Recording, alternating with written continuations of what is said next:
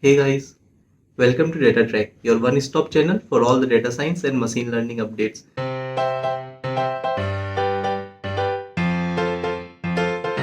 In this video of linear regression series, we will look at variable importance and goodness of it. In the last few videos, we have looked at introduction to linear regression, how is linear regression solved using analytical and numerical solutions. We also looked at the coefficients of linear regression, what are the different terminologies used for them, and then we looked at assumptions of linear regression and why those assumptions of linear regression are there in the first place. In this video, we will look at variable importance and goodness of it. So what is that? Let's deep dive into it. So a quick recap of the essential things that will also be needed for this video. We will start with an example problem where a store owner wanted to forecast their daily sales so that they can plan their promotions and inventory stocking in a better way. And they figured out that the variables or features that will play a vital role will be promotions, weekend, and rainy weather. And this B0, B1, B2s are the coefficient that we estimate. So linear regression is used in this kind of problems where we have to forecast sales or forecast units. Also in prediction problems, for example, predicting house prices and calculating relationship between parameters in biological and other econometric system. For example, in this store sales problem, we are calculating the relationship between sales and promotion, sales and weekend, and so on. And some terminologies alert. When we have only one input variable or one feature, it's called simple linear regression. And when we have multiple features, like in the last example of store sales problem where we had promotions, weekend, and rainy weather, it's called multiple linear regression. And this is the dependent variable, also called response variable, observation variable, and the features are called feature variables, predictors, independent variable, and explanatory variable. Independent because an assumption is that all the variables are independent of each other. With that, now deep dive into the main topic of this video, which is variable importance and goodness of it. So first of all, what is variable importance? If you remember in the last videos, I will give the link of all those videos in the description section. So in the last video, we touched upon p-values and statistical significance. P-value or statistical significance tells whether a variable has a say or not, that whether it can go to 0 or not. While the variable importance tells how much say, how much important is that variable. So the variable feature that impacts the dependent or response variable the most will be termed as the most important variable. If we take the example of a store sales problem, their promotions, weekend, and rainy weather were the three features. If we have to find the variable importance, it will be finding which of these features impact the dependent variables most. And this is an example of advertising campaign where the advertisements were shown in TV, radio, and newspaper, and it's found that the advertisements shown over TV has more importance or more value than radio or newspaper. So this is the type of variable importance that we are wanting to find here. So yes, the goal here is to find rank ordering of features as per their importance. Let's look at some of the possible pitfalls that one can fall while finding the variable importance. So there are two main pitfalls that people do fall into. One is that never compare regular regression coefficient to determine variable importance. And why is that? Suppose you have a model in which you have a feature called weight, and if you fit models for the same data using grams in one model and in the other model you use the metric for weight as kilograms, the coefficient for weight will change by a factor of 1000 even though the underlying fit of the models remains unchanged. Two models performing same, and in one model you have used the weight in gram, another model you have used the weight in kilograms. The coefficient when you compare of the weight in one of the model which is having grams, which is having weights in grams, while the other model having weights in kilogram, will differ by a factor of 1000 because 1000 grams equal to 1 kg, but the underlying fit remains unchanged. So what does it tell? It tells that the coefficient value doesn't mean how important a variable is. That is the first pitfall. Second pitfall is don't ever link p-values to determine variable importance, because we have already covered that in the last slide also. P-values tells whether a variable has a say or not. That is, whether a variable can go to 0 or not. While variable importance is how much say. Low p-value determines whether the variable should be included in the model or not. That is, whether it's a significance or not. While low p-value doesn't mean high importance. It basically tells that feature should be part of the model and not how much contribution it will have. The right way to find variable importance is consider coefficients as variable importance, but in a standardized linear regression, not a normal linear regression. So what do we mean by standardized linear regression?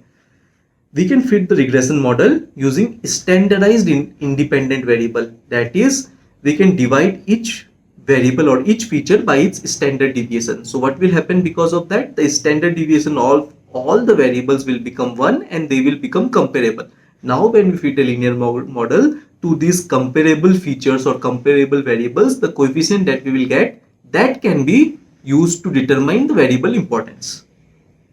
In this example, where we have a model with time, pressure and temperature as 3 features, and when we fit a model, after standardizing each feature, we find these are the coefficients. If you see, the highest absolute value is of temperature. Now, since the model is standardized, we can say that temperature has the highest say or highest importance. That is, it impacts the dependent variable the most. So that is one way of finding variable importance by fitting the linear regression to a standardized variable sets. The other way to find variable importance is consider the change in R squared for the last variable added to the model. R squared we will see in upcoming slides, but here let me give you a gist what we are talking about. R squared is a measure of goodness of fit. Higher the R value, better is the fit. Now what we are doing out of R squared is we are adding features one at a time, and we see that how much the R square changes on adding a feature. That change in the R square by adding this feature can be completely associated to this last variable added. So that is what mentioned here. When an independent variable is the last one entered into the model, the associated change in R square represent the improvement in the goodness of it that is due to solely to that variable. So in this way, we can add variable one at a time and see that how much R square changes, and the variable that impacts or changes the R square maximum has the highest importance or highest say.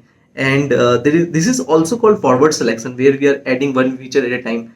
We can also backward selection. We can have all the features and start removing variables. And once we remove these variables or features one at a time, we can see the decrease in R square. The features or variable which is having the maximum decrease in R square because of its elimination can be termed as high important feature. So we looked at how we can find the variable importance right way without falling into pitfall. Next, let's look at the goodness of fit. That is the R squared. In this slide, we will see R squared in details. So as we know, linear regression uses ordinary least square that minimizes the sum of squared residuals. That is, it minimizes the distance between the fitted line and the data points. So R square is the measure of how close the data is to the fitted regression line. It is also known as coefficient of determination. What is done in R squared is, or how R squared is calculated is, first of all, we come up with a baseline score, which is like if I have data points, what I can do is I can say that always my prediction is equal to the mean value of all these observed data. That will become my baseline score. That is y hat is the mean of the observed data, and now I will calculate my error. That is called total sum of square. Total sum of square is equal to, for all the data instances, I will find my square distance between the actual value and my predicted value. Predicted value is y mean, and this is my total sum of square. Similarly, now I will fit a regression, that is a line if I have one variable, or a plane or hyperplane if I have multiple variables, and that model will give different predicted values for different instances, and then again I will calculate the error, which is called residual sum of squares. Over all the instances, I am finding the square distance between the actual value and the predicted value. So in this way, using the baseline score, that is y mean, I have calculated total sum of square, and using the fitted model, I have calculated residual sum of square. Now R square will be 1 minus residual sum of squares divided by total sum of squares. what will happen in the best case? In best case, let's say my model is predicting every value as it is, the actual value equal to predicted value. In that case, my residual sum of squares will be 0 and R square will be maximum, that is 1. Right? In the best case, the model values exactly match the observed value, results in residual sum of square equal to 0 and R square equal to 1. While in case of model as bad as baseline model, it will predict y hat for all the instances. So my R square will become residual sum of squares equal to total sum of squares, and my R square will become 1 minus 1, which is equal to 0. So in worst case, R square equal to 0, and in the best case, R square equal to 1. So this is the R square which is used as goodness of fit. Now, but there are some limitations of R square, and also we need to understand that what we have seen in the other videos, that is assumptions of linear regression, those are also very important. R square itself is not standalone enough to answer many questions around linear regression. Let's look at some of the key limitations of R square. First of all, R square cannot determine whether the coefficient estimates and predictions are biased or not. And for that, we will have to again go to residual plots that we have seen in the assumptions part of the linear regression. So if we see here, the residuals are randomly scattered throughout and it's homoscedastic, while in the other two cases, it follows bow tie and fan shape pattern. That is, error is less in some section of the data while error is more in some other section of the data. So R square can just tell how good the fit is, but it can't tell whether the model is biased or not. For that, you will have to again use some measures like residual plots and all. And is low R value always bad? No. We need to check the assumptions of linear regression, whether it's satisfied or not. If the assumptions of linear regressions are satisfied, then even if we have low R square, we can say that our model is statistically significant. The reason being, there may be some tough complex problem where predicting as close to the actual value is not possible at all. For example, predicting human behavior such as psychology is a tough problem to solve. Significant coefficient analysis will be helpful, but expecting the model to predict as accurately as the actual value may not hold true. Similarly, are high R values always good? No. A high R square does not necessarily indicate the model has a good fit. It can be due to overfitting in the training set. For example, here it's underfitting, here it's a good fit, but here the R square may be very high, but that's only because of overfitting, and model may not do very good in an unseen data or a validation set or a test set. So we saw some of the limitations of R squared. So how to overcome these limitations of R squared, or in other words, how to adjust these limitations. So we can adjust these limitations with adjusted R square and also predicted R squared as a fix. My personal favorite is predicted R squared, but let's look at both of them. First, we will look at adjusted R squared. There we will also do some derivation, and then we will look at predicted R squared. So what adjusted R squared means? Here we do some adjustment. The adjusted R squared compares the explanatory power of regression models that contain different number of predictors. So in a model, we are keeping different number of predictors, because we know as we keep on adding the predictors, R square will always go up. It will try to overfit, right? So what we can do is we can add a penalty that on adding a feature, the gain should be significant enough and the gain should not be just by chance. The adjusted R square increases only if the new term improves the model more than the expected by chance. It decreases when a predictor improves the model by less than expected by chance, right? We have seen in the last slide that R square formula is 1 minus residual sum of squares divided by total sum of squares. In adjusted R square, we divide the numerator, which is residual sum of squares, by n minus p minus 1 and total sum of squares by n minus 1, where n is the total number of samples and p is the total number of explanatory variables we are using. And we will fit models with different number of features, all permutation combinations of features we will try. Now, what we are trying to do here is, so what will happen if I am using high number of predictors, this term will become small and it will penalize residual sum of squares less, so these terms overall become small. But if I am using less number of predictors, this term, the denominator n minus p minus 1, will become large and it will penalize residual sum of squares more, so that the adjusted R square becomes higher.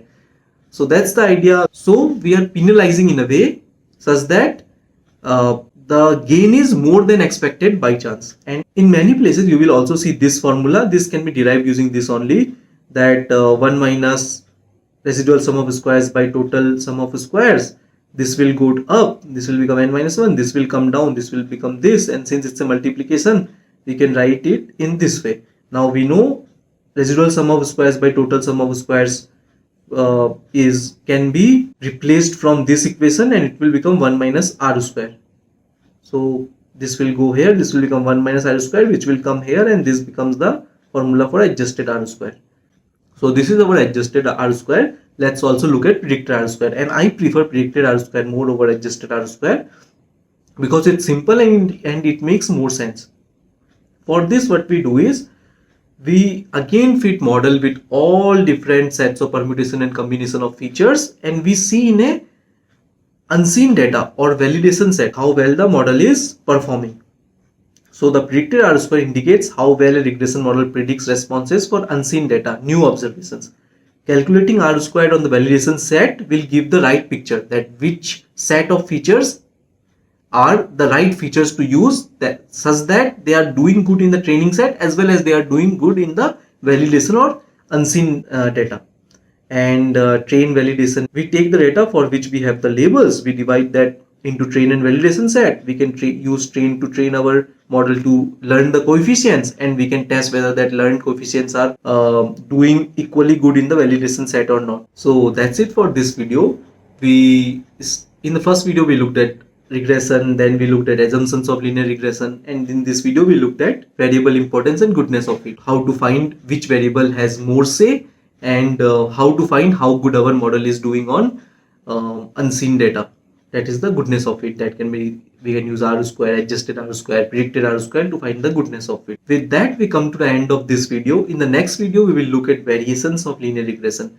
As I have said in other videos as well, that linear regression has its roots in statistics, econometrics, and many other fields. So there are many variations of linear regression that really come handy in various specific type of problems. And given a problem, you can try the normal regression or variations of linear regression once you know about it. So in the next video, we will look at that, and finally we will do a complete practical exercise of whatever we have learned in this linear regression series. Please like the video if you enjoyed the content. Do subscribe so that when the new video comes up, it's in your recommendation, and as well as comment to let me know your feedbacks. Bye.